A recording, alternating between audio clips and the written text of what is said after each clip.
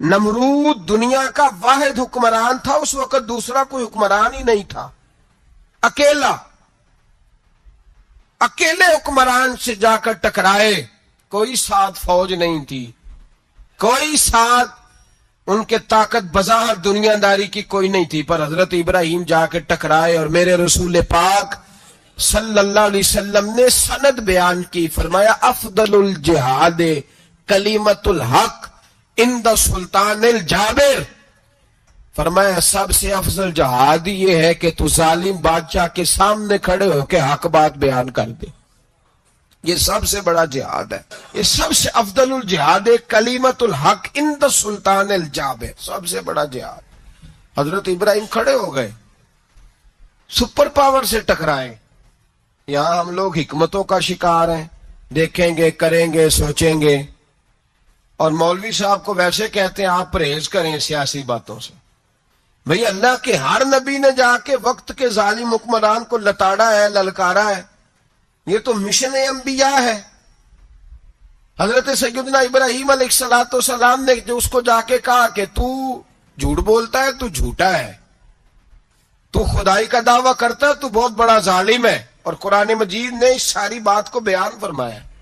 حضرت ابراہیم علیہ السلام سے کہنے لگا میں رب ہوں، تو آپ نے فرمایا میرا رب تو وہ ہے جو زندہ کرتا اور مارتا ہے، تو پھر آپ حق بات بیان کریں گے تو اللہ مارے گا کہ بندہ مارے گا؟ کچھ بھی نہیں ہوتا، کیونکہ زندگی موت کس کے ہاتھ میں ہے؟ اللہ کے ہاتھ میں۔ زندگی موت اللہ، کچھ بھی نہیں ہوتا۔ انسان صحیح سمت کا تعین کرے اور صحیح چلے۔ حضرت علی شیر خدا سے کسی نے کہا تھا کہ آپ کے بڑی دشمنی ہے، کوئی محافظ رکھ لیں۔ آپ فرمانے لگے موت خود بہت بڑی محافظ ہے، وقت سے پہلے آتی ہی نہیں، بڑی محافظ ہے، وقت سے پہلے۔ علامہ نورانی رحمت اللہ تعالی علیہ کراچی جیسے شہر میں رہا کرتے تھے، جہاں گام گام پہ خطرہ تھا۔ لوگوں نے کہا حضرت اتنے بڑے لیڈر ہو، آپ کی جماعت کی 62 سیٹیں ہوئی قومی اسمبلی میں، ایک ایسا وقت بھی آیا تو کوئی ایک آدمی بندوق والا، آپ فرمانے لگے مجھے ضرورت ہی نہیں، اس لیے کہ جس خدا رسول کے لیے میں نکلا ہوں وہ خود ہی حفاظت کرنے والے ہیں، ضرورت نہیں ان چیزوں۔ تو بھائی حضرت ابراہیم ٹکرائے، اور آپ کا انداز کیا ہے؟ جا کے کہا کہ تو نہیں، خدا وہ ہے جو زندہ کرتا، اور اس نے ایک بیوقوفوں جیسی دلیل دی۔ ایک آدمی کو کل پھانسی دینی تھی تو اس کو بلایا، کہنے لگا تجھے کب پھانسی ہے؟ اس نے کہا کل۔ کہنے لگا جا تجھے ذات کیا زندگی دی، اس کو چھٹی دے دی۔ ایک عام آدمی بیچارہ بیٹھا تھا، اس کو پکڑ کے نا کہنے لگا اس کی گردن اڑا دو، کہنے لگا دیکھ لو میں بھی زندہ کرتا اور مارتا ہوں، وہ جو کل مرنے والا تھا میں نے زندہ کر دیا ہے، اور جس کو پتہ ہی نہیں تھا کہ میں نے مرنا ہے اسے پکڑ کے میں نے مار دیا ہے۔ یہ بیوقوفوں جیسی دلیل ہے۔ حضرت سیدنا ابراہیم علیہ السلام چاہتے تو اسی وقت دلیل توڑ دیتے کہ تو کیا بیوقوفوں جیسی بات کر رہا ہے، اگر تو زندگی دیتا ہے تو مرے ہوئے میں جان ڈال کے دے جس کو تو نے مارا ہے۔ لیکن حضرت ابراہیم نے دیکھا کہ بیوقوف ہے، بیوقوفوں سے بحث نہیں ہوتی، دلیل بدل لی جاتی ہے۔ پر حضرت ابراہیم سے رب کریم نے فرمایا چل ابراہیم کوئی چیز دے، تو کہا یا اللہ تینوں ہی تیرے نام پہ قربان کرتا ہوں، تیری ہوئی ساری، ہر شے تیری۔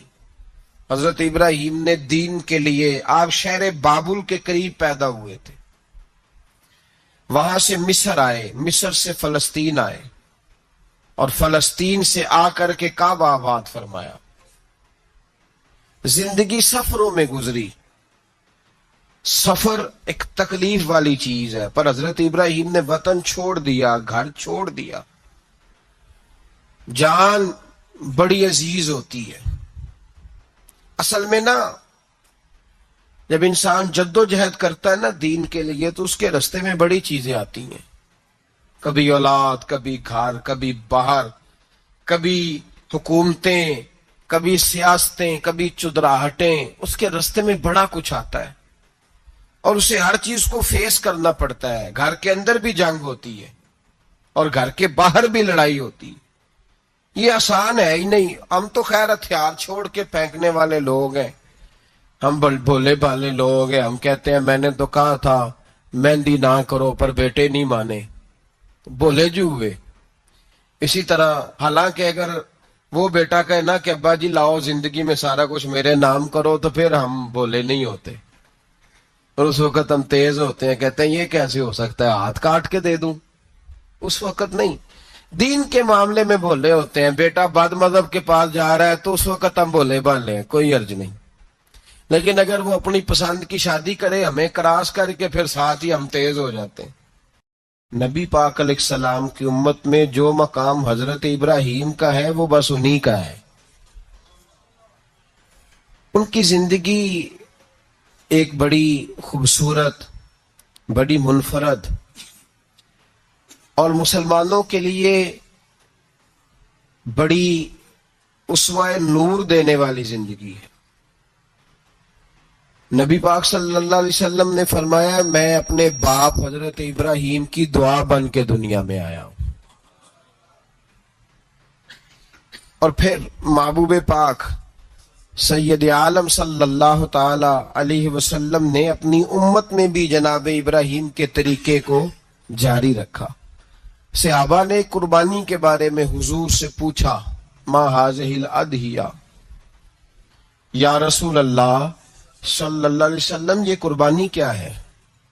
تو فرمایا سنت ابیکم ابراہیم، یہ تمہارے باپ حضرت ابراہیم کا طریقہ ہے، یہ تمہارے باپ حضرت، حالانکہ قربانی نبی پاک صلی اللہ علیہ وسلم کا بھی طریقہ ہے، لیکن فرمایا تمہارے باپ حضرت ابراہیم، حضرت ابراہیم کے ذکر کو باقی رکھا۔ اللہم صلی علی محمد وعلی آل محمد کما صلیت علی ابراہیم وعلی آل ابراہیم، ان کے تذکرے کو باقی رکھا دین کے اندر۔ حضرت ابراہیم بڑی امتیازی شان والے نبی ہیں، بڑی امتیازی شان والے۔ رب کریم کا وہ دوست جس نے کوئی چیز بچا کے نہیں رکھی، ہر شے ہی اپنے رب کی بارگاہ میں پیش کر دی۔ چند چیزوں سے انسان کو بڑا پیار ہوتا ہے، گھر اسے بڑا پیارا ہوتا ہے، وہ بڑا خوبصورت ہوٹل، 5 سٹار ہوٹل میں رہا، وہ اسلام آباد گیا، کسی سفر پہ گیا تو بڑے اعلیٰ قسم کے اس کو کھانے ملے، بڑی چیزیں ملی، لیکن کبھی دائیں کروٹ کبھی بائیں کروٹ، تو ساتھ بیڈ پہ دوست تھا تو اس نے کہا صاحب سو جاؤ، تو اس نے کہا یار جو مزہ اپنے گھر میں سونے کا ہے وہ کسی اور جگہ تھوڑی ہے۔ گھر بڑا پیارا ہوتا ہے، انسان کو لگاؤ ہوتا ہے، جس بے تکلفی سے، سکون سے، آرام سے انسان اپنے گھر میں وقت بتاتا ہے، کہیں اور مشکل ہو جاتا ہے۔ تو حضرت ابراہیم نے جب دین کے لیے نکلے تو جد و جہد کی، گھر کے اندر بھی گھر کے باہر بھی۔ آپ کے والد کا نام طارق ہے، وہ توحید پرست تھے، ایماندار تھے، پرہیزگار تھے۔ آپ کے چچا کا نام آزر ہے، وہ بت پرست تھے، بت بیچا کرتے تھے۔ حضرت سیدنا ابراہیم علیہ السلام جب میدان عمل میں نکلے تو حضرت ابراہیم علیہ السلام نے اپنے گھر سے جہاد شروع کیا، لڑنا پڑا۔ گھر کے اصولوں سے چچا نے جو رواج بنائے ہوئے تھے اس رواج سے ٹکرائے، فرمایا میں اپنے گھر کے اندر یہ بت پرستی نہیں ہونے دیں گا۔ چچا کو ایک دفعہ نہیں بار بار 100 دفعہ سمجھایا۔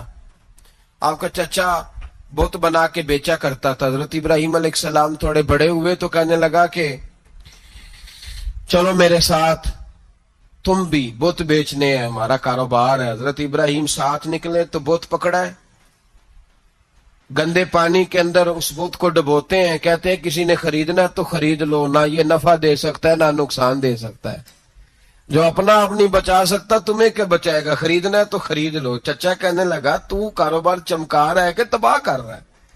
گھر میں بڑے معاملات خراب ہوئے، جھگڑے ہوئے، لیکن حضرت ابراہیم علیہ السلام ایک منٹ کے لیے بھی اپنے گھر کے اندر بھی کمپرومائز کرنے کو تیار ہے۔ یہ تھوڑا مشکل میں نے پہلو چھیڑ دیا ہے، یہ تھوڑا مشکل پہلو چھیڑ دیا ہے۔ بڑا سمجھدار آدمی ہے پر بیوی سے پردہ نہیں کرا سکتا، سیانا ہے، پنچایت کا بندہ ہے، جو اس سے آپ کہیں گے وہ بات یہ سنائے گا، لیکن کہتا نہیں جی میں نے کوشش کر لی ہے۔ کس قسم کی کوشش ہے صاحب، یہ کیسے ہو گیا؟